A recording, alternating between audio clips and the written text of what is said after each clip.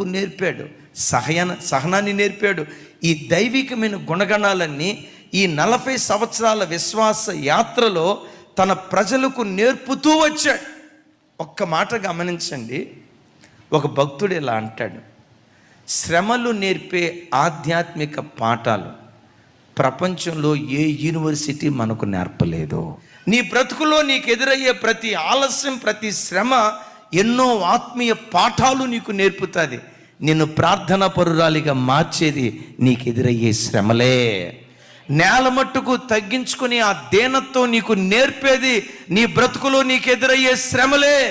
నీలో ఉన్న ప్రతి దోషం, ప్రతి కల్మషం, ప్రతి అపవిత్రత తొలగిపోయేటట్లుగా శుద్ధ సువర్ణంగా నిన్ను మార్చేది నీ బ్రతుకులో నీకు ఎదురయ్యే శ్రమే.